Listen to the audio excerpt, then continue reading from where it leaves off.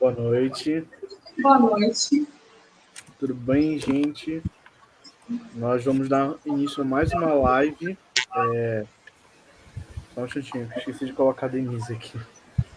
Boa noite a todos novamente. É um prazer ter vocês aqui mais uma vez. Né? Todas as segundas-feiras desses meses, a Chip tem realizado um circuito de lives.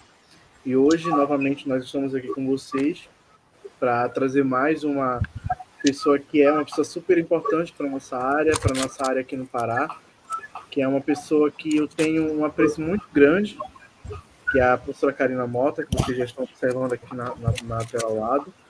E a professora Karina, ela é da Universidade Federal do Oeste do Pará. E deixa eu ler aqui como protocolo, fazer a apresentação dela, mas desde já sinta-se muito bem-vinda, Karina, a gente te agradece de coração. Acho que tem um prazer imenso em ter você aqui conosco hoje, não é? Uma pessoa que é do nosso estado, é da nossa região e que é um show de pessoa, né, gente? Então, a professora Karina, ela é professora assistente da Universidade Federal do Oeste do Pará, UFOPA, graduada em licenciatura em letras com habilitação em Libras pela Universidade Federal de Santa Catarina, UFSC.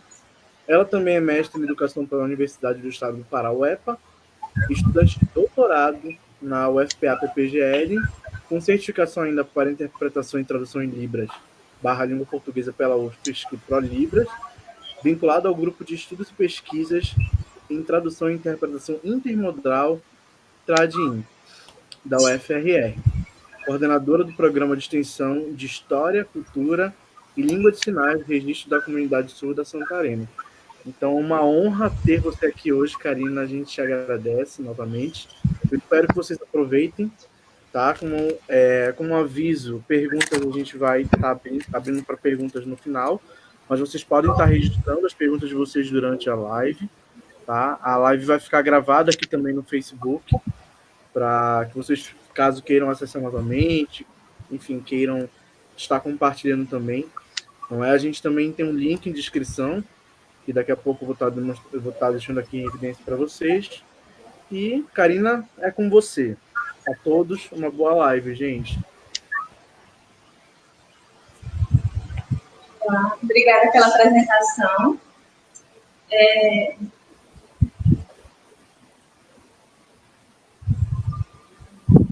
Não sei se vocês conseguem me ouvir.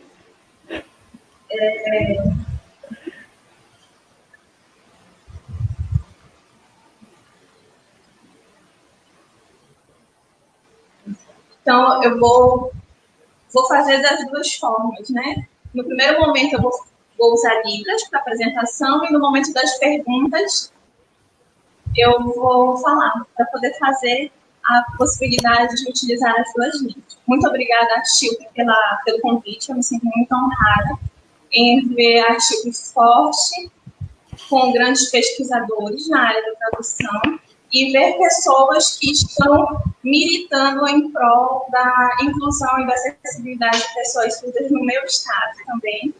Então, para mim, é um momento muito feliz, um momento de contemplação de todo um movimento de muitos anos e ver que esse movimento está conseguindo se firmar e crescer cada vez mais. Então, vamos lá, a apresentação. A partir de agora, eu já vou sinalizar.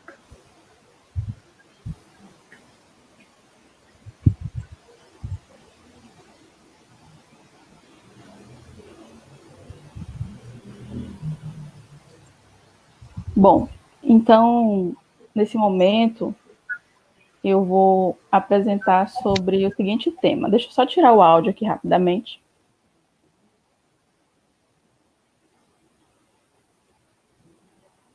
Eu vou apresentar agora a palestra sobre o léxico na Libras. Travou aqui para mim.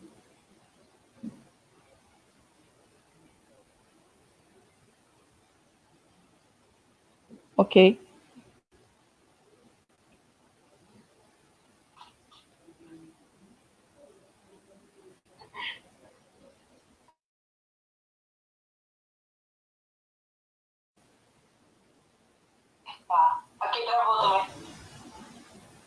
Então, aqui nós vamos falar sobre o estudo do léxico na Libras, o processo de criação de sinais-termos. Então, como que acontece esse processo de criação dentro do estudo do léxico? Então, nós estamos observando que existem muitos sinais sendo criados nos contextos em Libras. Então, pode passar aqui o slide, por favor.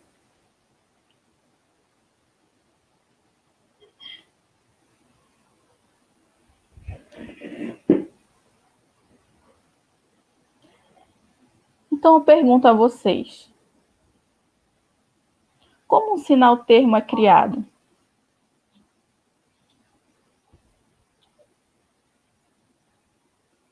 Então, digamos que eu veja um objeto, né? Uma mesa. Então, eu olho para esse objeto e digo, já foi criado esse sinal, mas esse sinal para mesa é muito sem graça. Eu prefiro, porque na minha casa, a minha mesa não é quadrada, a minha mesa é redonda. Então, a pessoa acha que pode criar um outro sinal para aquele objeto. Então, esse primeiro sinal para a mesa já foi convencionado, já foi criado. Então, ficar trocando.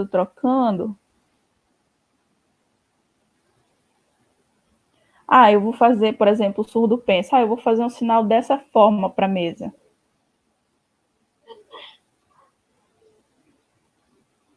Mas, assim, outras pessoas nunca viram esse sinal, não usam esse sinal. Então, existe o bloqueio de comunicação por conta disso. Então, esses sinais que são criados, nós precisamos ter muito cuidado com isso. Com a organização, nós não podemos criar sinais aleatoriamente ou então mudar aqueles nomes que já existem, um sinal que já existe, e criar novos sinais.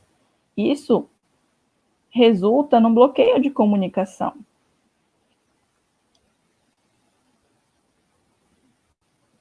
Também existe uma outra questão com relação à criação de sinais-termos. Veja.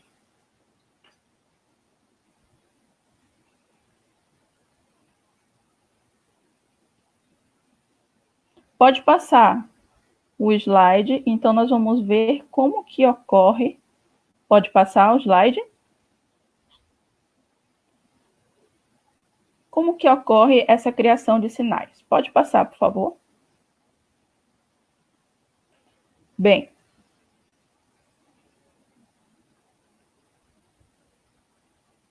então a comunidade surda, o povo surdo, é muito numeroso. Então, essas comunidades, né? Existe a comunidade universitária, acadêmica, em vários espaços.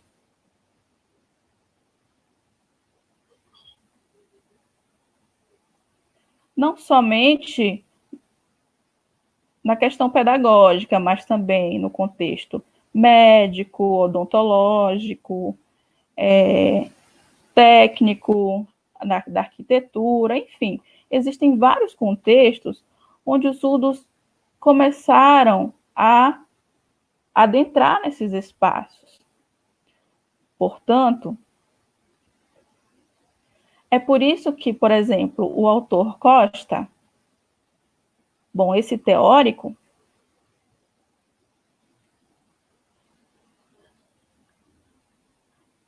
bem como Castro Júnior e diversos outros surdos, eles se depararam com essa problemática dentro da língua de sinais. E com o crescimento desses sinais-termos e a necessidade de aprender esses novos conteúdos, esses novos conhecimentos. Mas aí existe um grande problema. Quando um surdo ele adentra uma nova área de conhecimento, bem como o intérprete, eles vão ali se comunicar, enquanto que o intérprete está ouvindo esses novos termos, essas novas palavras científicas. Então, ele se depara com essa problemática. Qual é o sinal? E aí, ele vai perguntar qual é o significado, vai fazer a datilologia, vai repassar e vai ficar usando a datilologia constantemente. E isso pode cansar.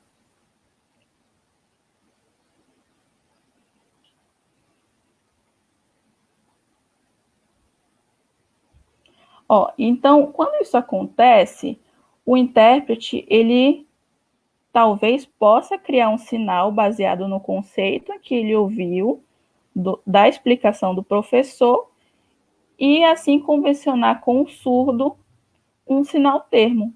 E assim ele é criado. Mas e fora daquele espaço, daquela comunidade?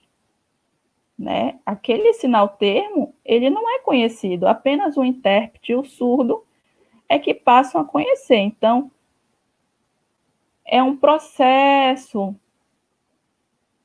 que é criado, que aqueles sinais-termos são criados, e fica ali somente em um semestre, naquela disciplina. E quando aquela disciplina acaba, o sinal-termo é esquecido.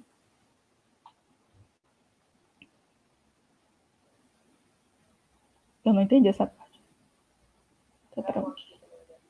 Travou aqui.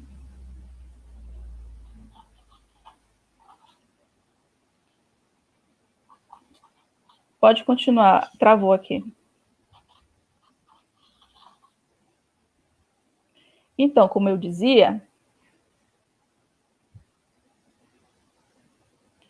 né, o sinal-termo ele é criado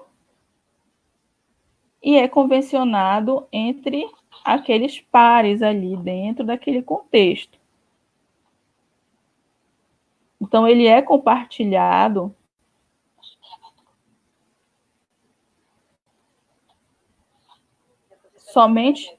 somente ali naquele contexto, mas depois ele vai se perdendo e outras comunidades eles não tomam conhecimento daqueles sinais-termos. Então, é como se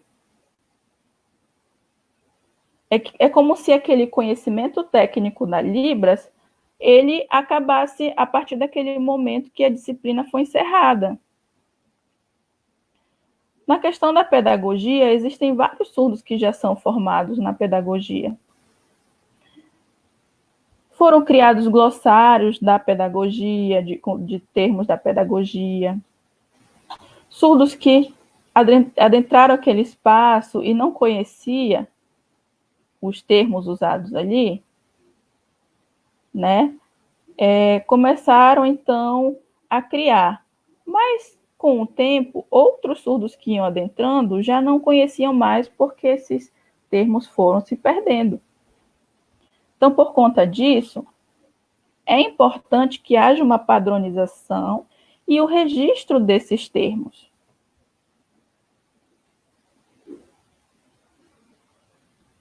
Para que não aconteça de aquele vocabulário, aqueles sinais-termos criados ali, não desapareçam com o tempo. Pode passar, por favor, o slide.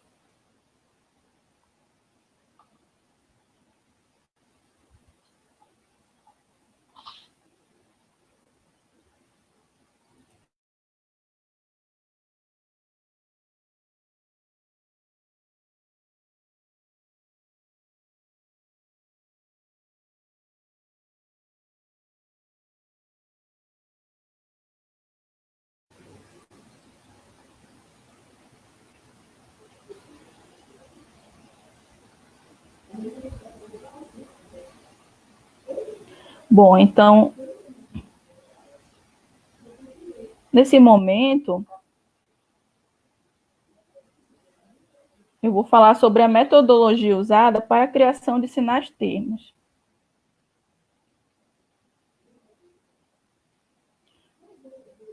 Tem várias metodologias, né, para se criar, mas no caso temos o léxico, a terminologia e a socioterminologia. Com base nesses três, nós vamos ver agora um modelo de como os sinais termos são criados. Porque se formos criando sinais de qualquer jeito e divulgando, sem regras, aí nós vamos perder o controle desses sinais. Então, nós vamos ver também sobre a questão de que sinais são criados e aí começa uma discussão de que esse sinal é certo, esse é errado, enfim. Mas existe uma metodologia para a criação de sinais dentro da Libras.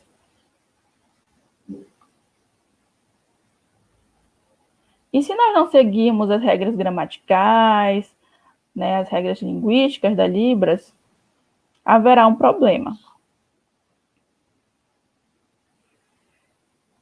Tá travando aqui, gente.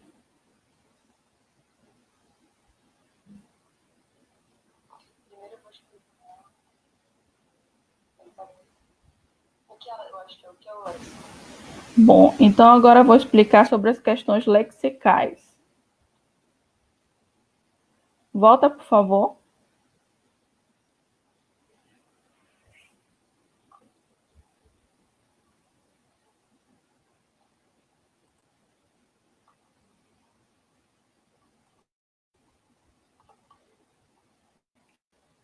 Travou aqui para mim.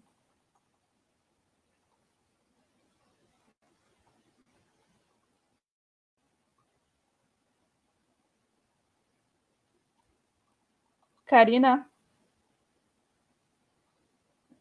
Tá travando para mim, desculpa.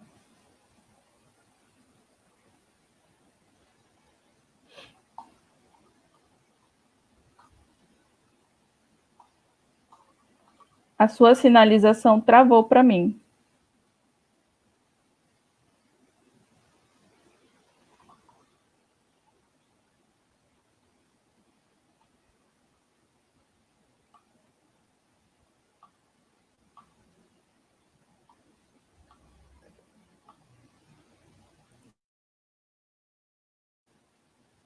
Eu acho...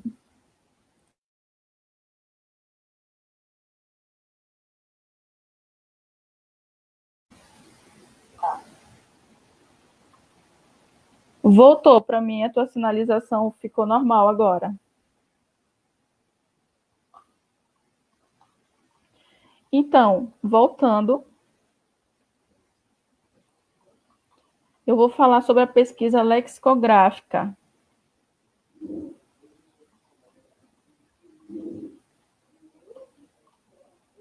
O uso do vocabulário em Libras, né, significa isso.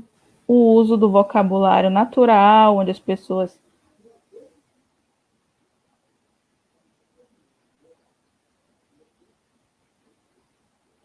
Desculpa interromper, Karina, mas eu acho melhor que você faça a palestra falando, porque a sua sinalização está travando muito para mim. Tudo bem?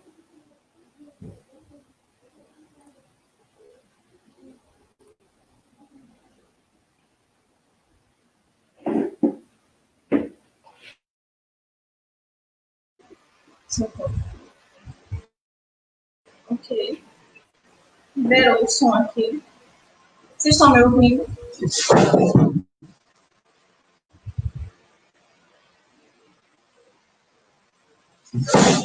Acho que travou lá embaixo.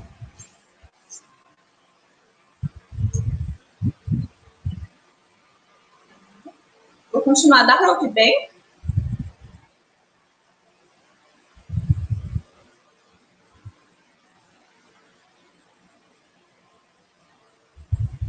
Ok, então vamos lá.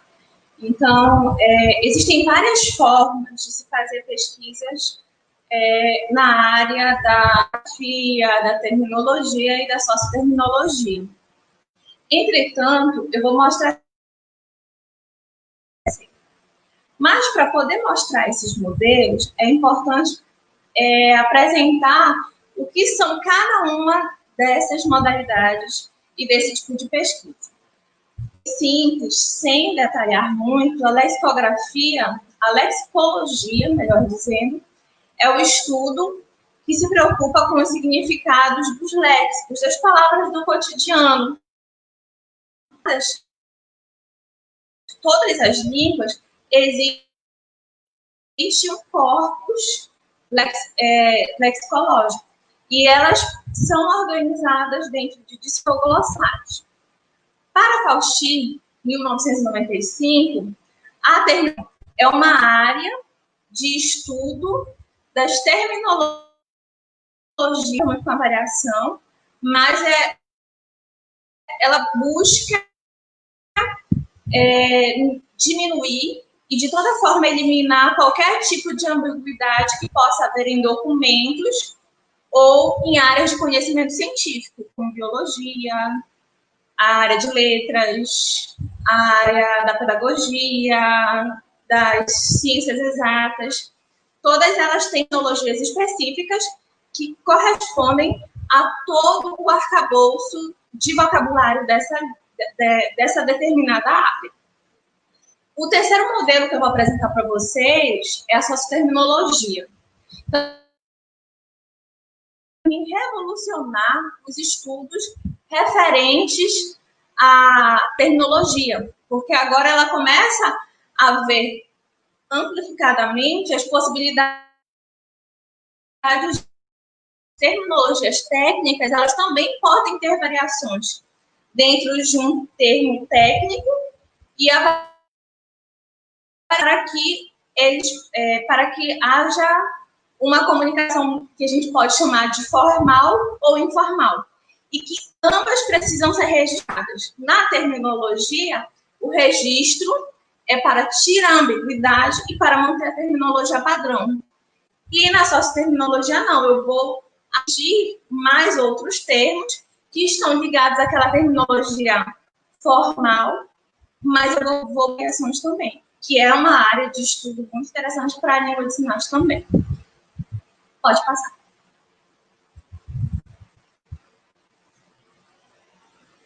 Bem, eu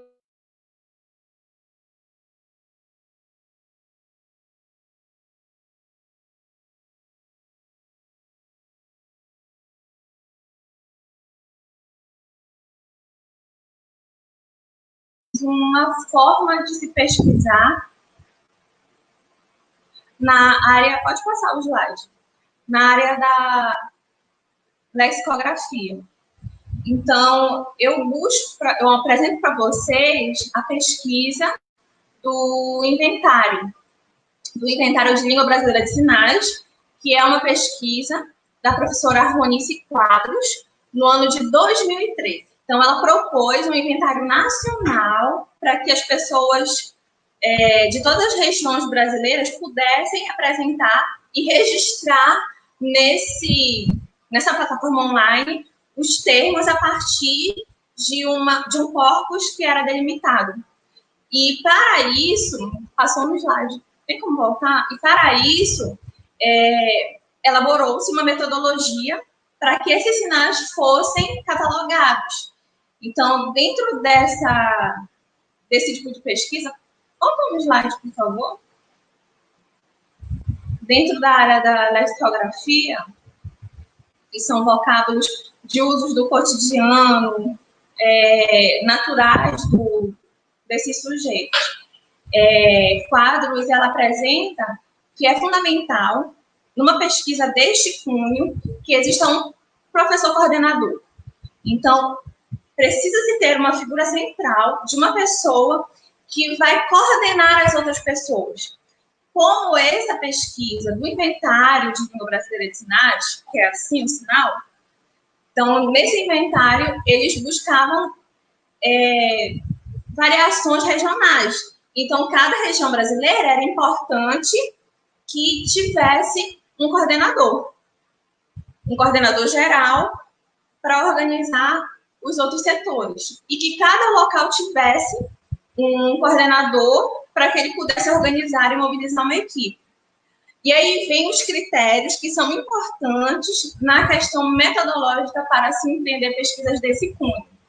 Então, ela passa a detalhar que era importante que a pessoa que fosse coordenador local convivesse há pelo menos 10 anos com a comunidade surda e que preferencialmente fosse graduado ou pós-graduado.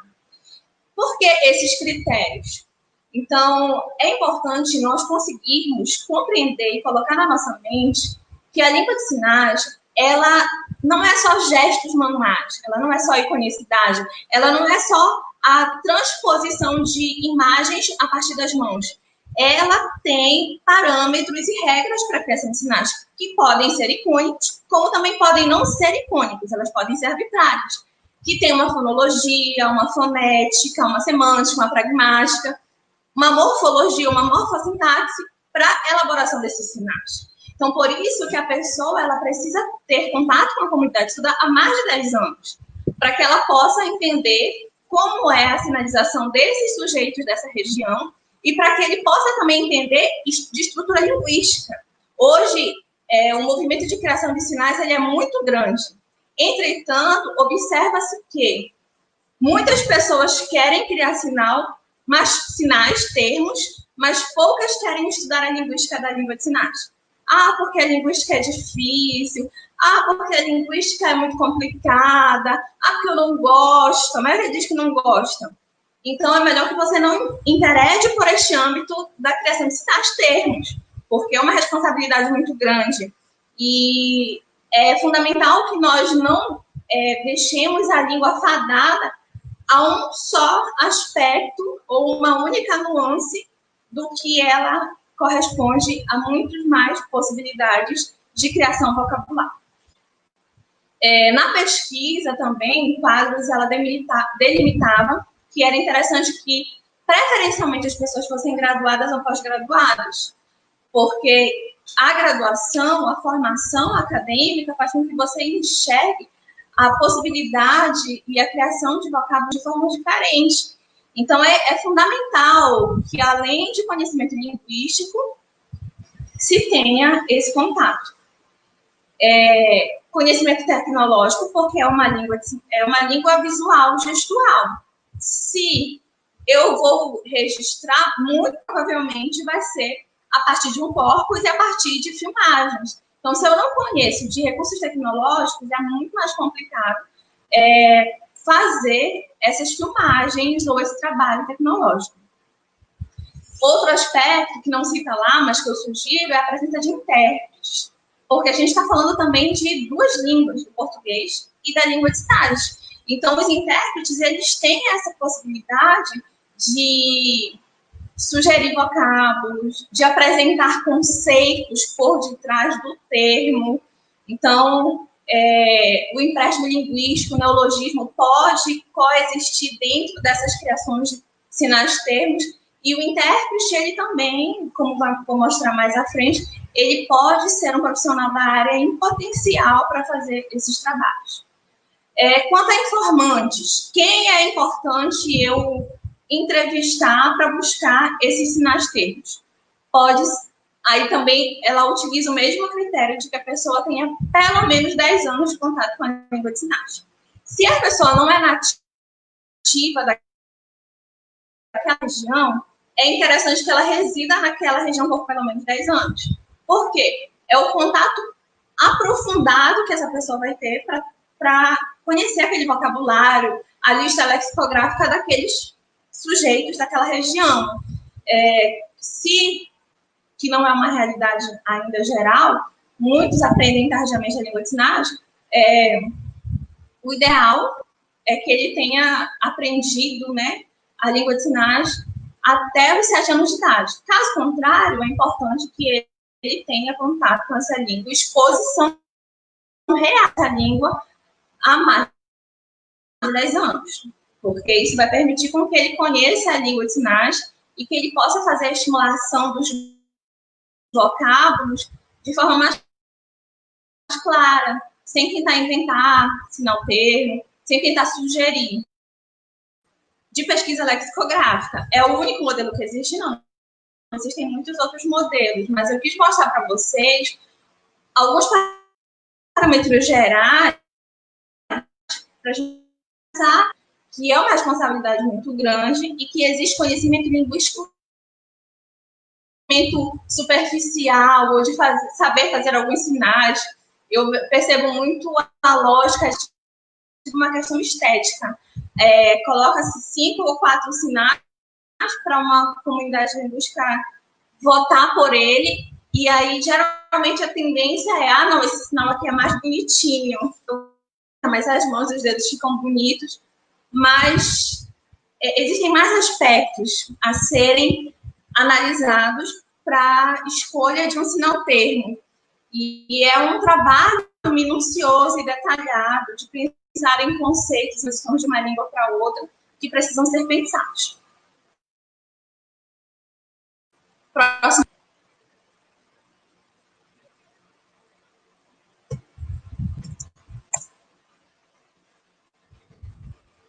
O próximo exemplo. Pode passar o slide.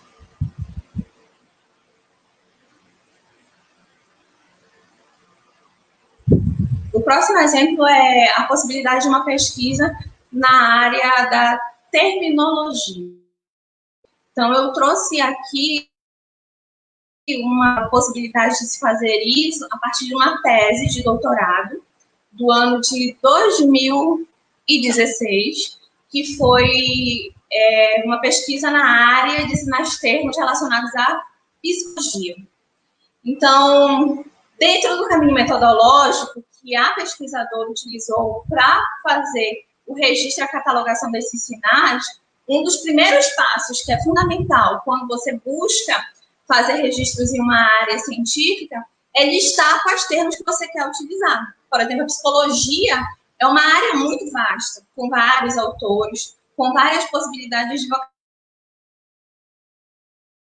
vocabulagias. Então, que âmbito da psicologia é o registro terminológico? E aí, a partir disso, você vai listar. Pode listar a partir de temáticas, dentro dessas temáticas, e escolhendo os específicos. E isso, o pesquisador que vai direcionar. É importante também encontrar profissionais surdos que possam gerir ou apresentar terminologias que eles utilizam para esses dados, esse corpus específicos que você selecionou. No caso dessa pesquisadora, ela buscou pessoas surdas de várias regiões brasileiras e pediu para eles, apresentou o corpus e pediu para que eles sinalizassem, filmassem e apresentassem para ela os sinais termos. Nesse quesito, eu sugiro também que seria interessante buscar pesquisadores surdos, profissionais surdos e profissionais ouvintes, que podem ser especialistas da área, que saibam, se souberem Libras é muito bom, mas se não souberem também é muito importante a presença desses profissionais, porque a partir da presença desses profissionais não se cria sinal pela beleza estética, mas cria-se sinais a partir de texto, contexto e todo um aspecto linguístico. Porque o que aconteceu nessa pesquisa foi muito comum, não muito comum, mas aconteceu em situações em que a professora apresentava o termo e os surdos soletravam. Então, a gente sabe que nós sabemos que o sinal, a soletração datilológica, ela é um empréstimo linguístico e é um léxico não nativo da língua de sinais. E por um léxico não nativo, quando você soletra na mão, faz a soletração, é a mesma coisa que falando português. Então, você não consegue ver contexto, significado real. Então, isso é muito importante pensar nesses profissionais ouvintes, que saibam Libras ou não, para que eles possam auxiliar nesse aspecto. A partir desses sinais que forem surgindo, é fundamental ir sempre fichando e registrando esses sinais, para que eles não se percam com o passar do tempo. Outro aspecto é validar esse glossário com uma equipe de profissionais. Essa equipe vai ser necessário que tenham surdos, que trabalhem, que sejam linguistas, ouvintes que sejam linguistas, profissionais da área, para tentar compreender a forma como esse sinal-termo foi elaborado e se ele é usual e funcional para o termo que foi selecionado. E para esses sinais-termos validados. É importantíssimo publicar, porque às vezes se faz uma pesquisa de muito aprofundamento técnico e científico, mas não se publica. E aí é muito mais fácil nós encontrarmos sinais-termos no YouTube do que efetivamente dentro dessas plataformas, desses glossários. Então, não adianta nada fazer um trabalho muito grande e, de repente, não registrar e não publicar. Porque outras pessoas, a língua é viva e a língua é o nosso objeto de comunicação. Se eu não permito às outras pessoas terem acesso a essa língua, muito provavelmente as dificuldades comunicativas vão continuar acontecendo. E no meu caso, como intérprete, como a maioria dos intérpretes também, o que acontece às vezes? Eu até li dentro das pesquisas, isso é muito recorrente. Vai o intérprete A com o surdo A para uma mesma formação, psicologia, por exemplo, uma aula de psicologia sobre uma determinada temática. E no outro turno, esse intérprete não consegue, o intérprete A não consegue mais acompanhar a aula. E há necessidade de ter um intérprete B. Só que esse intérprete não é o que terrivelmente se chama o intérprete do surdo, mas que ninguém é de ninguém nesse processo. Mas chega um outro intérprete e ele não conhece esses sinais-termos. O que vai acontecer? Ele vai soletrar, ele não vai conseguir acompanhar, ele vai pedir para o professor parar. Então, é fundamental registrar e publicar para a gente trabalhar a nossa colaboratividade dentro do movimento e fazer com que a língua de sinais, a performance dos surdos e dos intérpretes melhore. Mas, às vezes, existe um egoísmo tão grande que todo mundo quer ser o linguista, mas não quer disponibilizar o conhecimento a outras pessoas. Então, os surdos continuam sendo prejudicados com conceito, com conteúdo, com significado. E isso é realmente... Então, publiquem o que nós fazemos, tudo tem que ser publicado na área da tecnologia, porque é uma área ainda com muitas lacunas, com muitas dificuldades. Pode passar.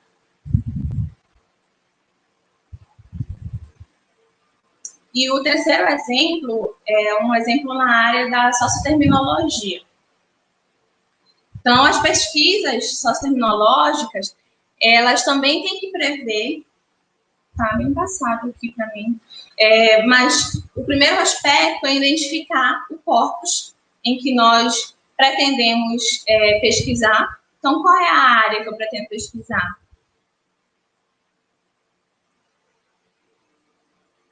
Parou aqui. Voltou? Então, que área eu pretendo pesquisar?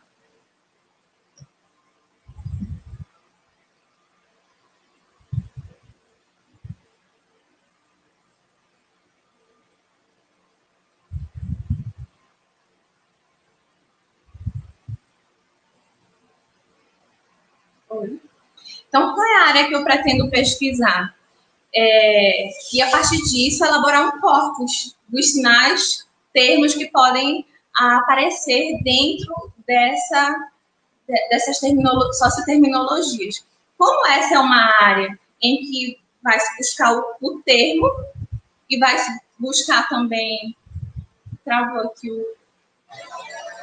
o aba da Natália.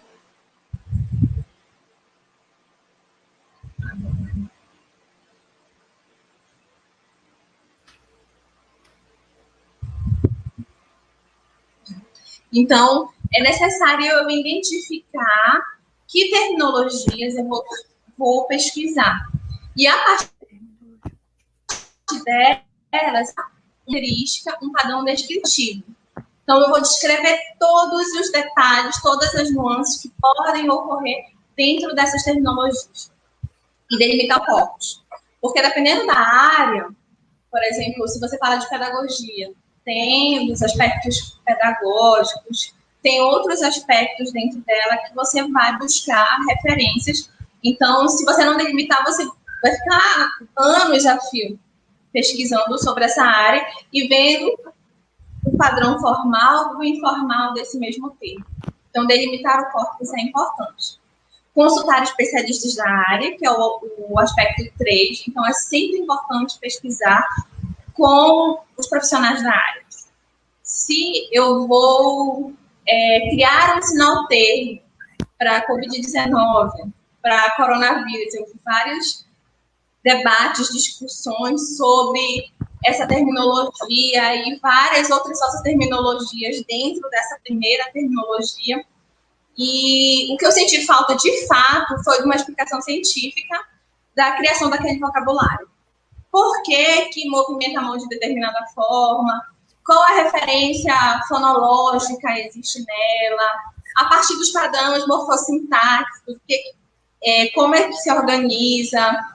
Dentro da biologia, a biologia fala aquela figura, aquela imagem, né? Ela representa o quê? Aquelas terminações dentro daquele vírus, no formato dele. Ninguém trouxe essa explicação do significado por detrás da terminologia. Então, isso foi o que eu senti mais falta dentro das inúmeras variações que surgiram. Então, o especialista da área, provavelmente, seria fundamental nesse aspecto, para que não houvessem essas duvidades e para que não houvesse também a não clareza do significado. Então, se houvessem especialistas para dizer o que é coronavírus, o que é Covid-19, qual é a estrutura do vírus, por que ele tem aquele formato, o que significa cada um deles, provavelmente facilitaria o significado por detrás dele. Mas o grande problema é que dificilmente se busca esse profissional para procurar compreender. Aí depois surgiu uma segunda polêmica, por assim dizer, sobre mas tem um sinal de coronavírus. Mas qual é o sinal de Covid-19? Mas Covid-19 não é a mesma coisa que coronavírus? Então, são aspectos que acabam surgindo por não se consultar um especialista da área. Né? Então, por mais que eu seja linguista, a minha formação é generalista e provavelmente vai para um âmbito dos aspectos terminológicos e socioterminológicos.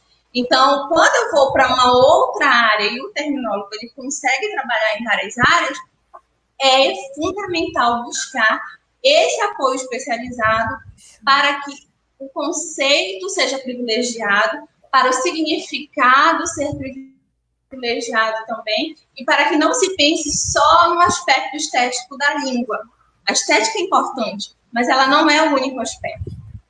Selecionar biografias pertinentes. Então, hoje, os estudos terminológicos, socioterminológicos, eles têm crescido no nosso país. Então, é fundamental buscar esses profissionais para saber o que eles estão fazendo, como eles estão fazendo essas pesquisas, como esses glossários eles têm sido organizados, e buscar essas referências, esse estado da arte, para poder montar os glossários, para que não fique assim muito intuitivo, acho que vai ficar bonito assim, mas que eu gosto assim, e montar os glossários.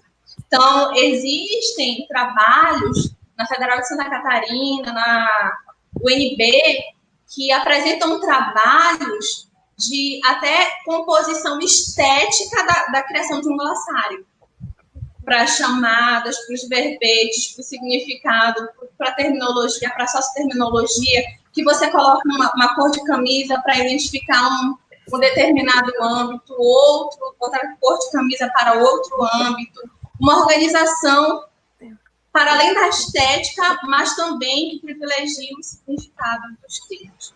Então, buscar essas referências é importante. E outro aspecto também que é necessário se pensar são as variantes desse termo. Hoje ainda está diminuindo, mas ainda é comum observar o sinal errado. Ah, sinal errado, sinal errado, sinal errado, sinal certo. E nós precisamos superar esse limite, porque existe a variação linguística, existe a sociotecnologia, a língua é viva, a língua é flexível, a língua ela é multifacetada. Então, é importante entender essas variações e aceitar essas variações. Entender que cada região tem as suas peculiaridades, né? Eu estava vendo ainda no coronavírus, né? Não, mas tem que pegar o sinal lá da China, lá dos outros países onde surgiu a primeira doença. Não, mas tem o sinal de alguém criou um outro sinal. Mas e as variações não podem existir dentro desse contexto. Então, é necessário superar esse limite do que pode ser convencionado e as diferenças que podem ocorrer dependendo das referências e das relações linguísticas que esses sujeitos têm com a língua. É lógico que existe uma linha muito pequena entre o que é variação e o que é criação de sinal-termo de forma... de uma forma, como eu posso dizer, de uma forma não cuidadosa, de uma forma desesperada, por assim dizer, né? Então, vários grupos se aglutinam e criam vários sinasteiros. Então, é necessário pensar nesses aspectos também para que se tenha esses cuidados, para entender que existe variação, mas para entender também que existe um cuidado de um contexto social para a criação desses sinais, validação e organização. Próximo slide.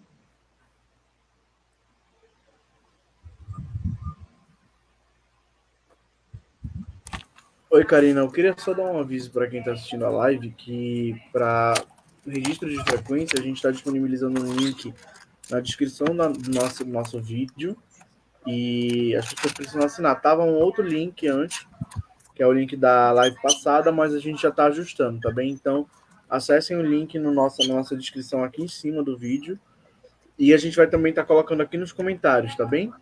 Aí, assinando esse link, vocês registram a frequência de vocês. Desculpa. Próximo slide.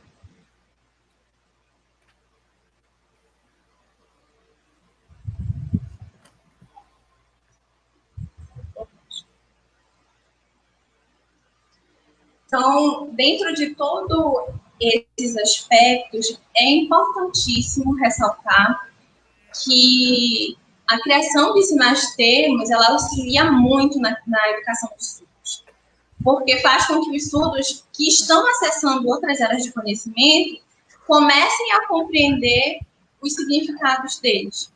E é fundamental também levar em consideração o conhecimento prévio desses educandos, a organização de como isso é feito e pensar na tríade: professor ouvinte, intérprete de língua de sinais e aluno surdo. Não dá para excluir ninguém desse processo. Ah, não, só surdo cria sinal, porque só surdo sabe sinais.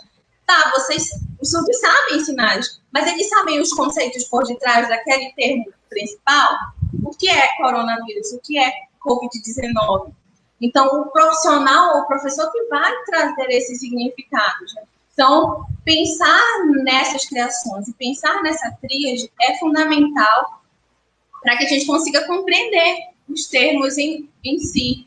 Que o neologismo também seja utilizado, o empréstimo linguístico, mas que a língua consiga, por si só, trazer essas referências e a junção de sentido, conceito, significado, e também conceito por detrás da língua portuguesa. Pode passar.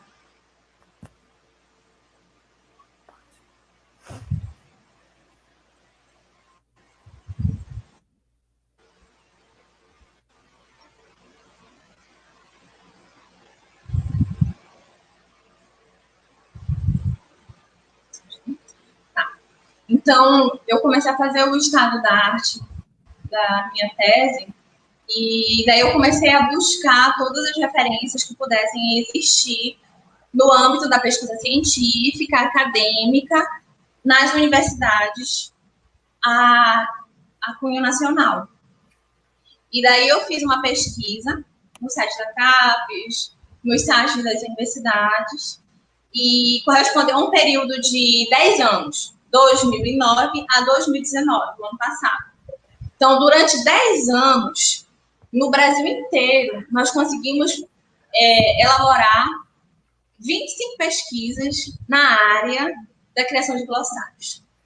25 pesquisas, levando em consideração a dimensão do nosso país, ainda é um número muito pequeno. Hoje, as universidades que mais produzem glossários, pesquisas terminológicas, socioterminológicas, é a Universidade de Brasília, a UNB, com 8 dissertações e 4 teses, e a UFSC, a Universidade Federal de Santa Catarina, com 3 dissertações e 2 teses.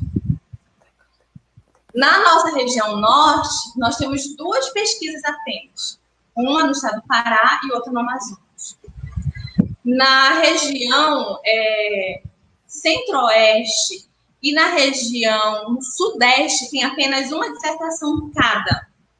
E na região nordeste, no nordeste brasileiro, 4 dissertações. Então, é possível perceber que pouco se é registrado. Mas significa dizer que não existem pesquisas na área da terminologia e na área da socioterminologia? Existem sim. Todos os dias nós produzimos terminologias, socioterminologias. O grande problema é o registro delas. Segundo Castro Júnior, todo dia os surdos produzem essas terminologias junto com intérpretes. Entretanto, elas não são registradas. Então, todo dia nós estamos fazendo isso. Existem hoje glossários na área da educação física. Existe um glossário, né, que eu encontrei, uma dissertação. Existem glossários na área da matemática, 2, na área da química, 2, na área da biologia, 3, na área da biologia, matemática, geografia, 1. Então, são poucos glossários ainda. Existem surdos na medicina, existem surdos estudando e formados na área da odontologia, da psicologia tem um glossário, da nutrição tem um glossário, e os surdos estão em outras áreas, estão na área da mecânica, estão na área das engenharias, e cadê esses glossários? Cadê esses materiais?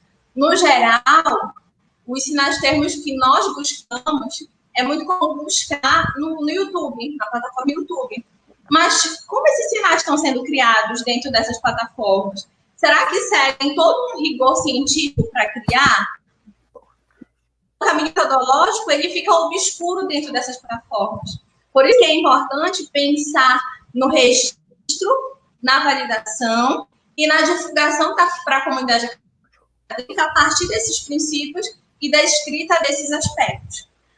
Por meio disso, a gente consegue melhorar o trabalho dentro da área da língua de sinais. Então, é fundamental que nós, profissionais, intérpretes, professores, surdos, acadêmicos, comecem a registrar e comecem a publicar esses trabalhos. Porque, senão, terminologias que vão morrendo junto com a língua de sinais. Por quê?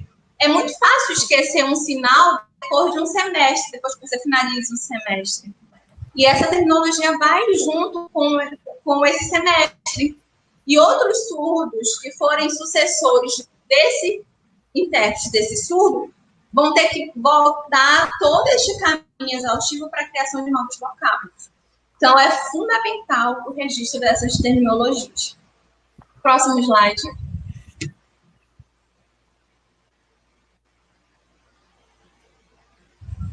Daí eu trago algumas reflexões referente a esse aspecto da criação de sinastermos. Então, como é que isso deve acontecer?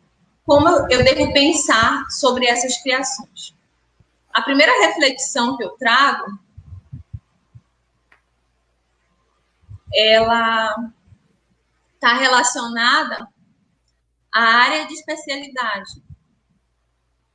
Então, quando eu falo sobre a área de especialidade e quando eu falo sobre a criação de vocábulos, é fundamental, é primordial que existam linguistas nessa criação de sinais. Então, se eu estou falando de duas línguas e eu estou falando de áreas específicas, não tem como dispensar a presença de linguista nessa criação. Então, é fundamental que esses profissionais que sejam muito fluentes na L1, na língua portuguesa, e na língua de sinais, ou vice-versa, que tenha assim, uma fluência muito boa em ambas as línguas e que consigam compreender os conceitos por detrás dessas palavras. Então, essa criação desordenada que está acontecendo, ela é muito preocupante e ela é muito problemática, porque, na maioria dos casos, quem tem realizado esses trabalhos não são linguistas, nem surdos, nem linguistas ouvintes, e nem profissionais da área. E aí ficam essas ambiguidades, essas não clarezas de conceitos. Então, se você gosta da área da terminologia, se você gosta da área da lexicografia, seja bem-vindo, mas estude a linguística para a criação desses vocabulários.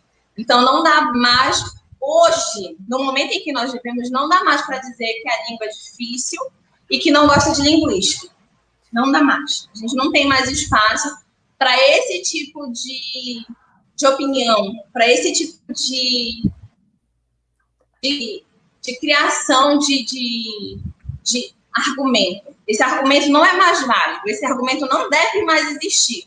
Se você trabalha na área da língua de sinais e pretende criar vocabulário, você precisa ter conhecimento linguístico e saber que a língua não é só icônica, ela é para além de tudo isso. Outro aspecto que é importante ser mencionado, em função de nós termos só 25 pesquisas na área da criação de glossários efetivamente, é que esses sinais que são feitos informalmente dentro de sala de aula, seja do ensino fundamental, médio ou das universidades, eles precisam sair dessa informalidade. Não dá mais para nós ficarmos nessa informalidade sem a validação, sem esses processos formais. Hoje, esses sinais eles precisam de um estudo maior para a organização dessas terminologias e para a divulgação da comunidade acadêmica. Hoje nós estamos num momento importantíssimo e dando passos muito grandes no que diz respeito à língua de sinais. Então, uma língua sem vocabulário é uma língua sem forma de argumentar, é uma língua sem forma de conceituar. E a língua de sinais não pode mais viver essa realidade. É lógico que tem que ter uma criação ordenada, organizada, metodologicamente clara, feita para a criação de tudo isso, mas é fundamental que se exista esses profissionais. Outra reflexão importante, já no próximo slide, é sobre aspectos relacionados... Pode passar. Sobre aspectos relacionados a esses profissionais que estão envolvidos dentro da criação de glossários. Então, às vezes se exclui dentro... Já pesquisei alguns trabalhos nessa área, e geralmente se exclui algumas pessoas do processo. E, às vezes, até fica difícil saber quem é esse profissional que cria essas terminologias. Mas é fundamental dizer, segundo o autor, Kriege, acredito que seja assim a pronúncia, ele comenta que os tradutores eles são terminólogos em potencial. Porque o tradutor, ele está sempre em sala de aula com o aluno surdo e tem acesso a duas línguas. E é muito comum que o tradutor, o intérprete, ele comece a arquivar alguns sinais, comece a estudar sobre a área e ele comece a entender as flexibilizações e os significados por detrás do termo em língua portuguesa que vai para a língua de sinais. Então, intérpretes comecem a assumir esses postos também de criação de vocabulário, porque vocês trabalham ativamente na criação desses termos. E por isso que é importante ter esse profissional. Por quê? É sempre importante lembrar que tem acesso a duas línguas, a língua portuguesa e a língua de sinais. Então, se eu pensar só na língua de sinais pela língua de sinais, sem pensar no conceito, provavelmente esses sinais vão ser criados com problemas ou dificuldades de compreensão, ou com microconceitos de um termo muito maior, como coronavírus, Covid-19. O que significa? Como criar um vocabulário nessa área? Então, é importante pensar que a presença desse tradutor ela é fundamental, mas é importante pensar também que, para ser um terminólogo, o intérprete precisa também estudar as duas línguas, porque a nossa formação, enquanto bacharel em língua de sinais, é uma formação generalista. Então, nenhum intérprete se forma numa área específica, mas nós geralmente estamos em várias áreas. Ora na geografia, ora na biologia, ora na medicina, ora na arquitetura. E isso vai fazendo com que nós ganhemos experiências linguísticas, experiências socioculturais e terminológicas. E estudar mais a fundo isso vai permitir com que nós participemos ativamente dessas criações. Outra reflexão, já no próximo slide,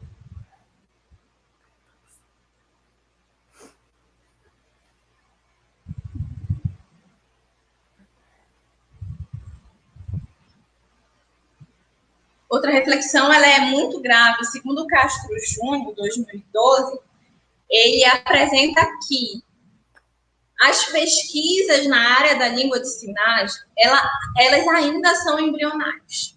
Se a gente for trabalhar, se nós formos trabalhar a área da terminologia, é muito pequeno ainda. E as pesquisas ainda acontecem no registro, na maioria dos neologismos, ou no âmbito da morfologia. Outros aspectos não têm sido analisados ainda. Então, é muito ainda insubstancial as pesquisas, a organização, até a questão metodológica. Existem vários, cada autor acaba seguindo um caminho metodológico. Então, pensar numa metodologia para registro, para criação, para registro, validação e divulgação desses sinais termos é importantíssimo também, para que essa língua, ela, além de ganhar um status linguístico, ela consiga apresentar em todos os aspectos o registro dela, que eles são importantes e que são organizados. Não é nada muito jogado ao ar e que cada um vai fazer do que bem entende. Não é isso. Nós não podemos mais trabalhar nessa perspectiva. Porque a língua de sinais, ela tem outro aspecto, ela tem outro status nacional. E isso deve ser pensado bem organizadamente. A última reflexão que eu trago para vocês é uma reflexão relacionada. A última reflexão, ela está relacionada à questão desses registros de sinais. Então, hoje, se você digita, e eu faço muito isso também, se nós digitamos na internet sinal termo de coronavírus, sinal termo de fonologia, sinal termo de metatarso, vai ter sempre vários glossários, ou microglossários, ou pseudoglossários na internet. E isso é um grande risco. Infelizmente, é um grande risco. Existem profissionais que registram e divulgam, usam a plataforma YouTube para divulgar os sinais. Mas existem pessoas que só criam algum sinal a partir de uma referência que eles acham interessante ou bonitinho e jogam e disponibilizam no YouTube. Então, é muito importante pensar numa equipe de profissionais que vai criar esses sinais termos e uma plataforma que tenha pelo menos um visual acadêmico para que as pessoas possam buscar esses vocabulários, que vai para além do YouTube. Porque no YouTube, no geral, não se tem o caminho metodológico foi esse, os autores pesquisados foram esse, as glossas são essas, e essa aqui é a lista dos sinais termos. Não existe isso na maioria das vezes. É só você digitar, às vezes a pessoa não está nem adequadamente arrumado para fazer uma interpretação ou para apresentar algo formalmente em Libras, mas está lá fazendo o sinal. E isso é muito complicado, porque não se segue um protocolo de criação de sinais. Ou se segue, a gente não tem acesso, porque o autor daquela obra não disponibilizou para nós a explicação desse vocabulário. Então, é sempre bom ter cuidado com os sinais termos que aparecem dentro dessa plataforma. Não que seja errado, agora não, ninguém mais olha o YouTube. Não, não é que é isso. Mas a questão é que se nós estamos pensando a nível acadêmico, a nível formal, a nível de registro de uma língua oficial do Brasil, é importante pensar na academicidade disso. Então, se eu não penso nesses aspectos, eu posso correr em alguns riscos dessas criações desordenadas e disponibilização desordenada de termos. E aí, para cada termo, tem 300 sinais. O termo coração tem mais de 100 sinais termos disponibilizados em plataformas. E aí, como é que a gente vai definir, organizar, elaborar? Né? Sendo que cada termo tem ações. E a gente nem tem tudo para concluir. No último slide, eu faço um convite a vocês, né? Que existem muitas possibilidades de pesquisas no aspecto da variação linguística, nos aspectos terminológicos, sociotecnológicos, e que é importante nós enveredarmos nesses aspectos também.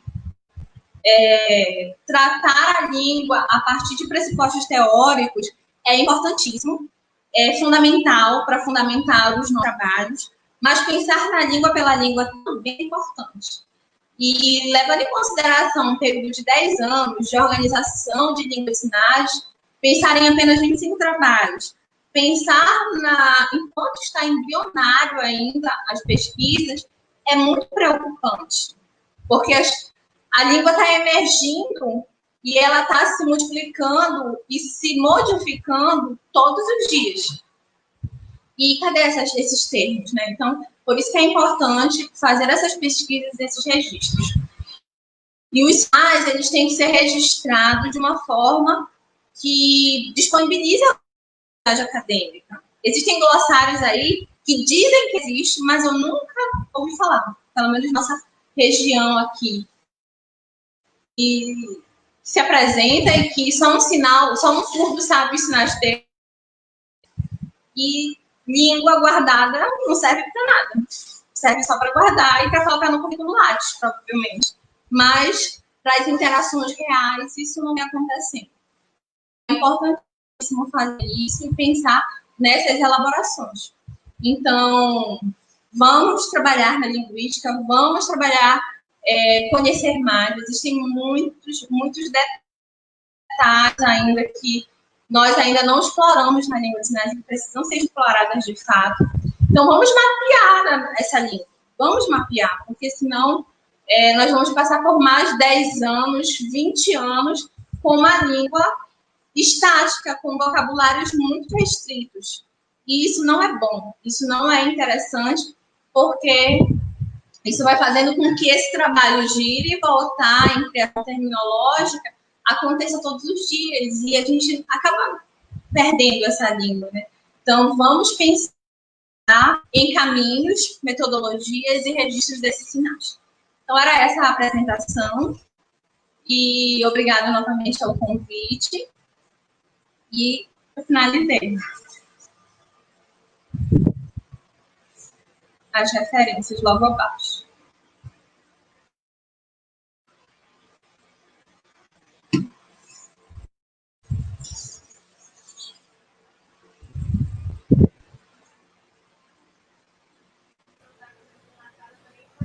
Muito bem, Karina. Nossa, que palestra. Estou aqui sem fôlego. É um tema realmente que a gente se pergunta, a gente se questiona, porque a gente observa uma gama de pessoas que registram sinais aí, e a gente não sabe de onde vem, como são criados e como são convencionados esses sinais, certo? Então, realmente, essa é uma discussão muito pertinente, principalmente no período que a gente vive, onde as tecnologias são muito mais acessíveis, essas plataformas elas estão aí disponíveis, não é? Então, trazer isso à discussão realmente é extremamente importante, né, Karina? Muitas pessoas fizeram comentários aqui, algumas pessoas perguntaram se você pode disponibilizar o seu slide, inclusive o professor Rubens Faro da UFPA perguntou, não é? Eu vou selecionar 4 perguntas, tá bom, Karina? Aí você vai respondendo logo em seguida. A primeira pergunta é do Léo Lima. Vou apresentar aqui na tela. Tá, não sei se você está observando aqui. As pessoas que estão começando no aprendizado de língua de sinais têm dificuldade em entender a diferença entre uma variação linguística e a execução errada de determinado sinal-termo. Como explicar essa diferença?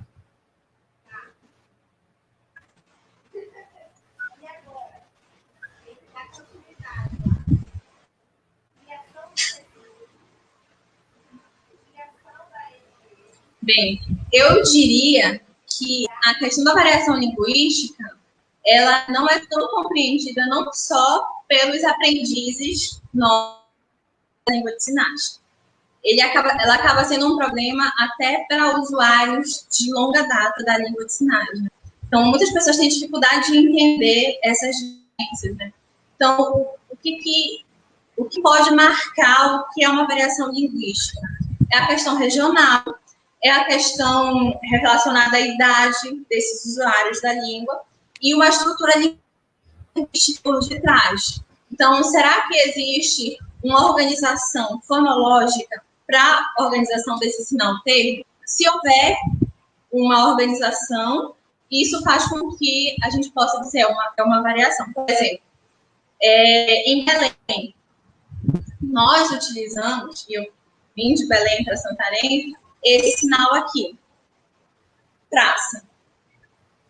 Quando eu chego aqui em Santarém, eu entendo que esse sinal aqui, ele é utilizado para pedagogia.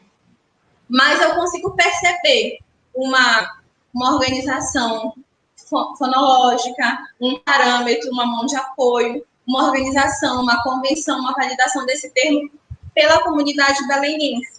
E quando eu chego aqui em Santarém, a outra referência linguística, eles sinalizam dessa forma aqui, praça. E é uma convenção utilizada, no geral, para todas as pessoas surdas e ouvintes, ou melhor, para todos os usuários dessa língua. Então, mas eu consigo perceber uma organização fonológica, aspectos, marcações sobre a organização desse sinal-termo. Então, é importante pensar nesses parâmetros fonológicos.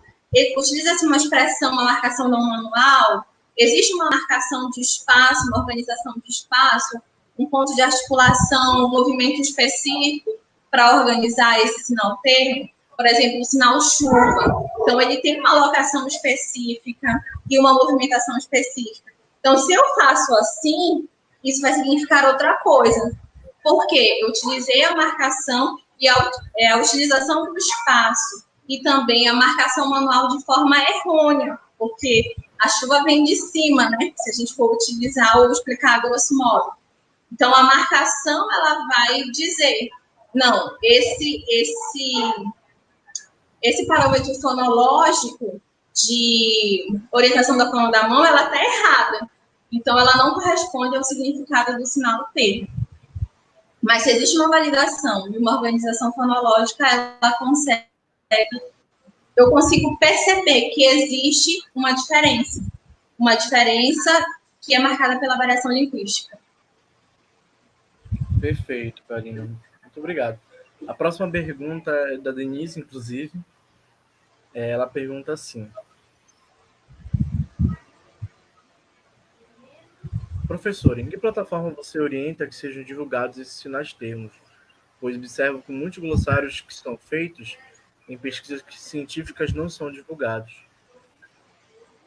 Esse é um problema seríssimo. Eu participei em 2012 de um evento na Universidade Federal do Pará, que foi o momento da minha vida em que eu me apaixonei pela terminologia e lexicografia.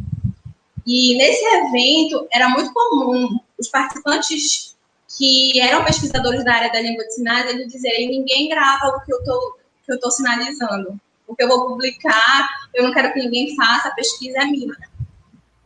Então, é muito complicado isso ainda, essa maturidade referente às pesquisas científicas. Hoje,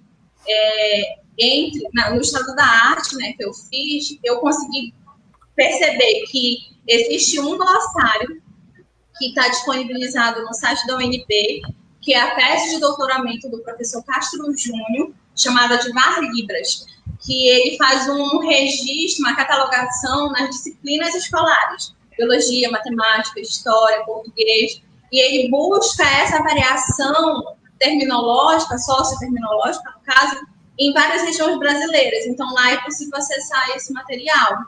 Existe também o Inventário Nacional de Língua Brasileira de Sinais, de quadros, de 2013, que é uma plataforma disponibilizada online. A Federal de Santa Catarina, com a criação do curso de Letras Libras, tem um glossário, ou melhor, tem uma plataforma no site da Federal de Santa Catarina que disponibiliza esses materiais, tanto que a tese e a dissertação que falam sobre terminologias de psicologia e terminologias na área da nutrição estão disponibilizadas em um link lá. No INES também tem um glossário organizado e disponibilizado em rede nacional, em aspecto nacional. O que é interessante é fazer com que, seria muito interessante que todas as unidades abrissem um campo dentro das suas plataformas para que fosse registrado e que fosse disponibilizado à comunidade acadêmica, até para a gente poder conseguir fazer essas inter-relações. Aqui na Federal do Oeste do Pará, nós temos esses sinais termos.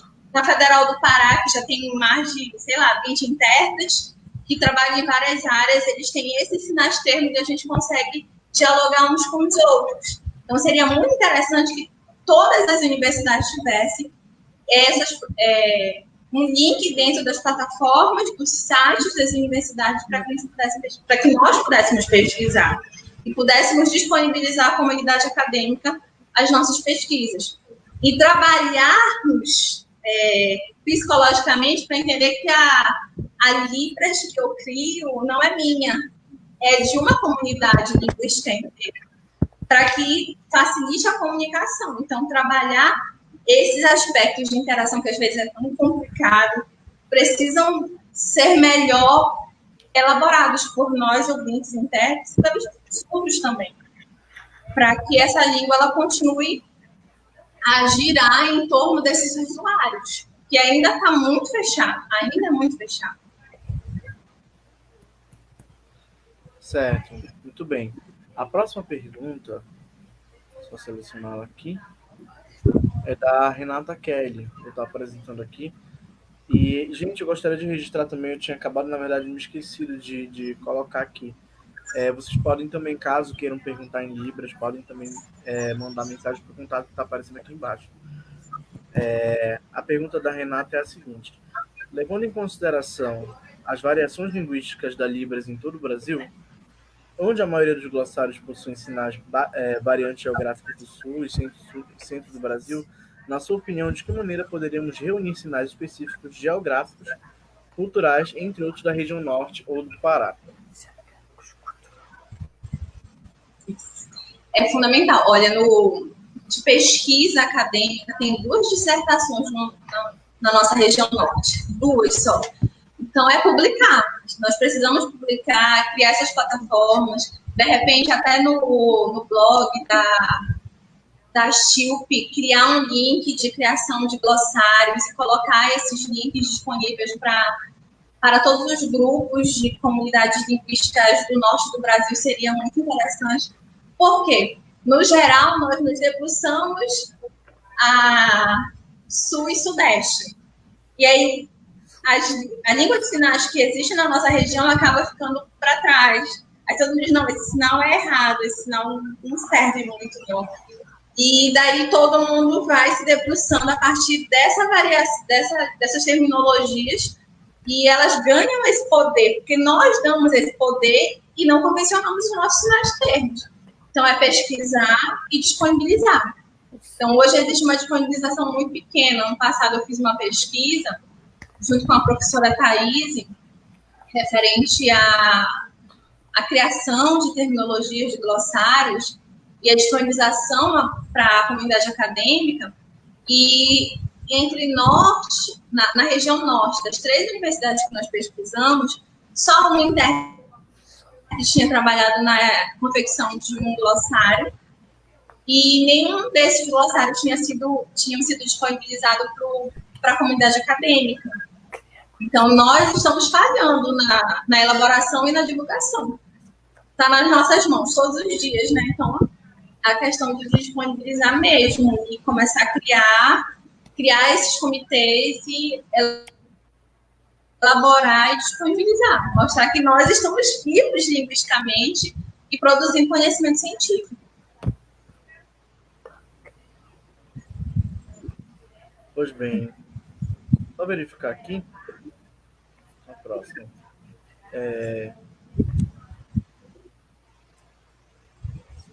A próxima pergunta é do Gleidson. Ele pergunta o seguinte: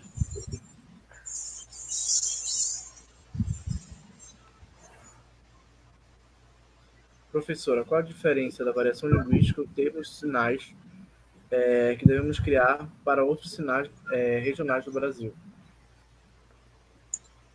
A variação linguística, ela é a área de estudo que pesquisa os léxicos naturais de uma língua. Ele me mandou mensagem agora no WhatsApp, ele vai estar perguntando em Libras, tá bom? Está enviando aqui o link para ele, só um instantinho.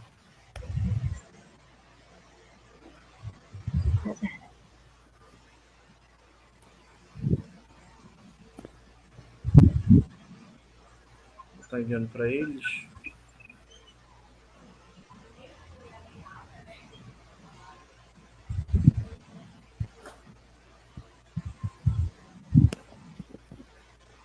Tá, ele está entrando aqui no link, enquanto isso, só verificar se tem alguma outra pergunta.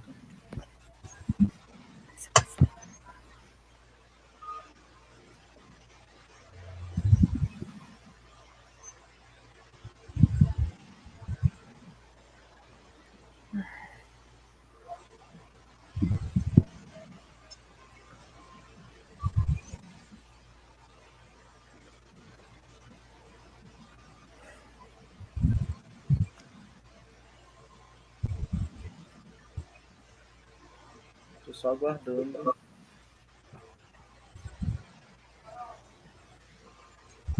Tá, apareceu aqui a tela dele, mas está aparecendo saindo.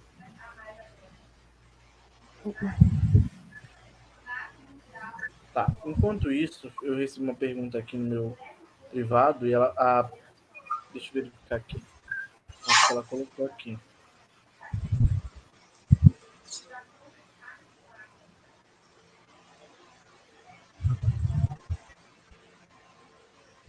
Tá. A Cristina ela é surda, ela pesquisa inclusive termos da área da odontologia, e ela me pergunta o seguinte: boa noite, na criação de sinais com processos equivalentes em Libras, quais as dificuldades de conseguir no processo tradutório? Na questão da equivalência? Só repetindo, na criação de sinais com processos equivalentes em Libras, quais as dificuldades de conseguir o processo tradutório? Isso. Mas essa equivalência seria de uma língua para outra ou na mesma língua, na língua de sinais, no caso? Porque se for uma equivalência relacionada de uma língua para outra, no geral, é de poder conseguir dar um visual ao termo que é falado em língua portuguesa. Então, é muito difícil, muitas das vezes, pensar num termo de língua portuguesa e conseguir dar um visual para ele em Libras, porque não necessariamente aquele termo vai fazer referência a algo que nós já falamos em língua de sinais. Por exemplo, na área arquitetura, que é uma área que eu já atuei, existem muitos termos que fazem referência a alguma outra coisa. Por exemplo, tem um trechozinho da porta que é chamado de boneca. E foi muito engraçado no dia que eu tive que fazer a apresentação, ou melhor, a tradução desse termo. Porque se eu for fazer uma equivalência do português para Libras, eu vou fazer boneca, o sinal da boneca, mas não é boneca, é outro significado. Então, às vezes, é possível se fazer isso e outras vezes não. E quando se diz respeito à língua de sinais, pelo pouco registro nessa área, às vezes é difícil buscar uma equivalência desse mesmo sinal termo já convencionado em outra região para a criação desse vocabulário. Então, essas são as dificuldades da própria ambiguidade e da polissemia da própria língua portuguesa e da escassez de registros na língua de sinais. Então, tudo isso acaba criando algumas barreiras para que isso possa acontecer. E eu acredito que ela vai ser uma das pioneiras na área da criação de sinais termos, na área da odontologia, e que você já tem, né, ela, enquanto surda acadêmica do curso, e os intérpretes que têm atuado com ela, têm feito um trabalho magnífico nesse aspecto para a criação desses sinais termos. Ok. Aqui é a tela do Gleidson, estou carregando já aqui. Para ver se... Só um instantinho, está só se posicionando.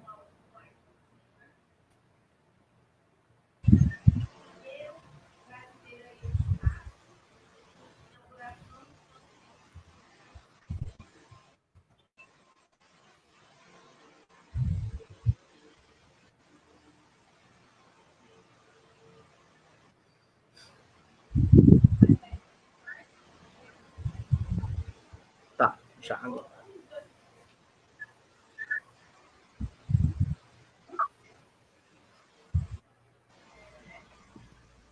Olá.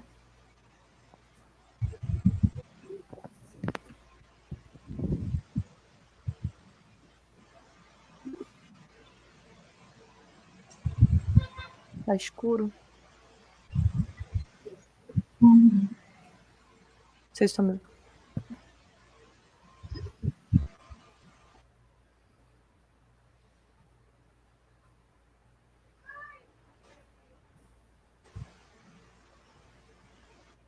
Boa noite, tudo bem com vocês?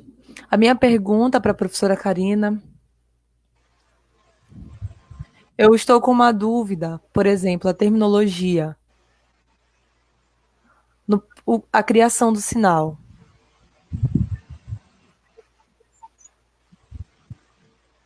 Tem diferença entre a variação linguística e a criação do sinal? Travou um pouco o vídeo dele para mim. Foi, eu não consegui ver uma parte.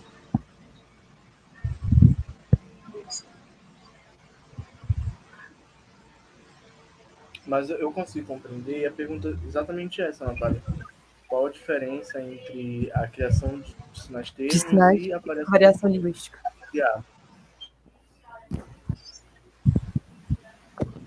Ele quer saber se tem diferença entre criação de sinal e variação linguística. Anteriormente,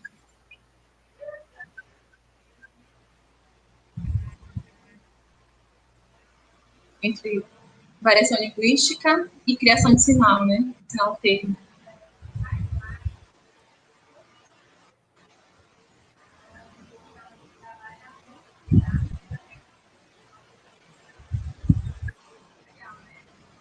Isso, Karina.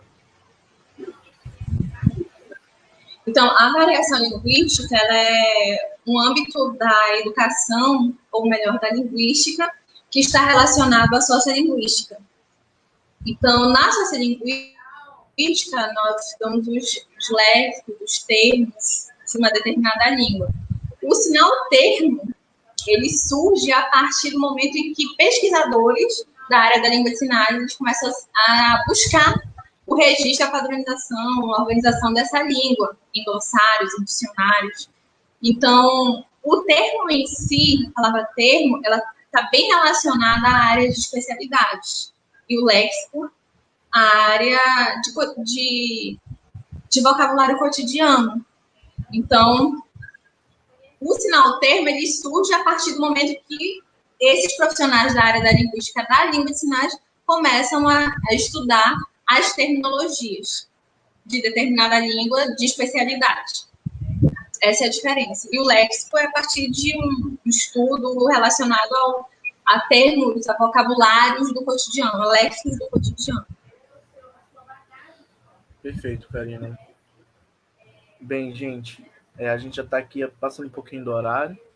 Vou só subir a tela da Nath aqui para ela ficar presente. Karina, minha amiga, muito obrigado mais uma vez por você estar aqui.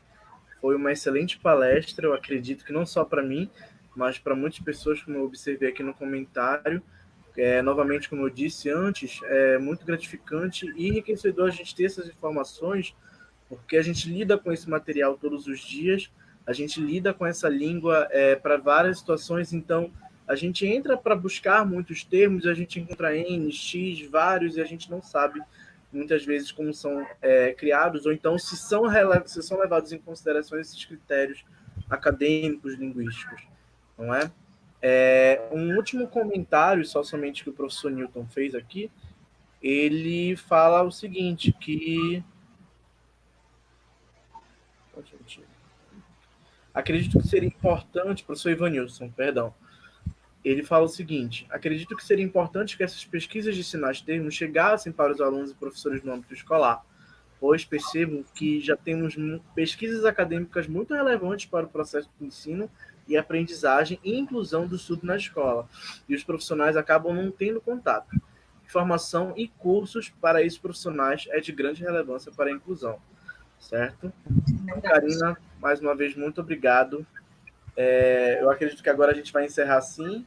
Agradeço a todos que estiveram presentes aqui até o final, né? Só ressaltando que o nosso formulário vai ficar disponível ainda aqui nessa live, mesmo quando ela estiver encerrada. Ela também vai ficar disponível aqui na nossa página, nos curtam, nos sigam. Tá aqui tudo disponível, tá bem, gente? Se vocês não conseguiram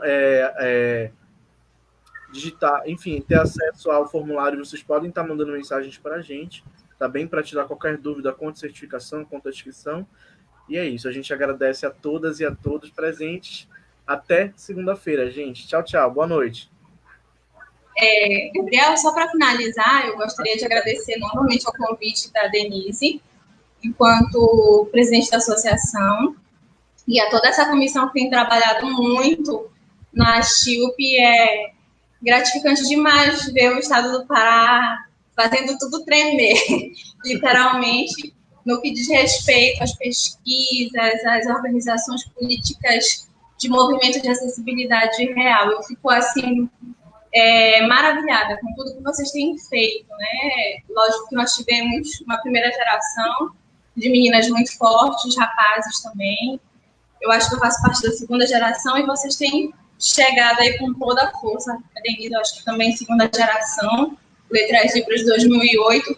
E vocês têm fortalecido muito as pesquisas, os trabalhos, a organização política desse movimento. E o que eu digo para todos vocês, associem-se à STILP. O nosso movimento só consegue ser organizado e forte de fato quando nós estamos associados a um movimento político articulado. Se vocês não sabem, mas a STILP, ela tem chego às universidades públicas e privadas. A STILP, ela está nos programas de mestrado e doutorado das universidades, né? Quando eu fiz a minha entrevista para o programa de doutorado, eu fiquei assim maravilhada de ver o interesse que os professores desses programas têm nas pesquisas de linguística da língua de sinais, em função dessa galera que tem trabalhado muito. Quando nós estivemos ano passado na UNB, as pessoas, os profissionais que são de ponta, para mim eles são referência, assim, de ponta. Verdade. Eles ficaram extremamente interessados em tudo que esses profissionais da STILP levaram para lá.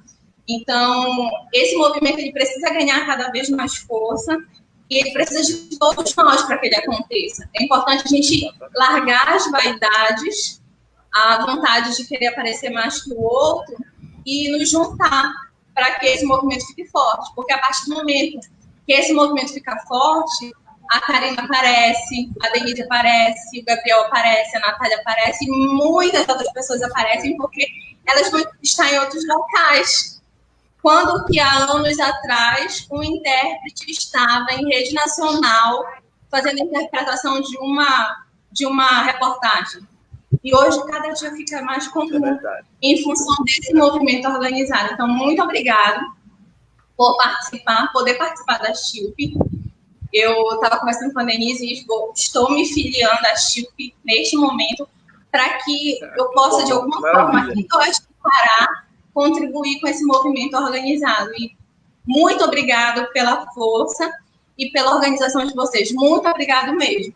Que hoje nós conseguimos ver portas abertas nas universidades e nos programas de mestrado e doutorado. Basta que nós arregacemos a mão e entremos neles. Então, Karina, eu agradeço muito pelas suas palavras agora. Né? Realmente é muito importante que as pessoas elas tenham essa visão e venham contribuir com a gente, né? Se filiem, que estejam aqui com a gente, porque é através desse movimento organizado que a gente vai conseguir, como você bem disse, abrir muitas portas, abrir mais e mais caminhos, que a gente sabe que aqui no nosso estado, infelizmente, a gente ainda vive numa situação de sucateamento, numa outra realidade, mas que se nós estivermos unidos e nós estivermos aqui dispostos a lutar para que tudo isso melhore de forma organizada, a gente vai conseguir muito, muito mais. Como a gente vê por diversos modelos aí no próprio estado da região norte e no país todo. Tá bem, gente? Mais uma vez, boa noite, gente. Muito obrigado por ficarem até agora com a gente, tá? Divulguem, se filiem a STILP e venham construir com a gente, gente. Até logo.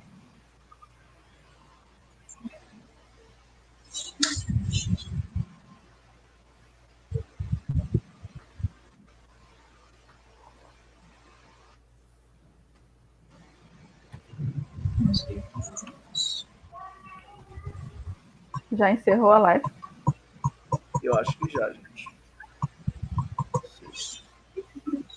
A internet está horrível hoje. Aqui ainda tá rolando 33, 34, 35.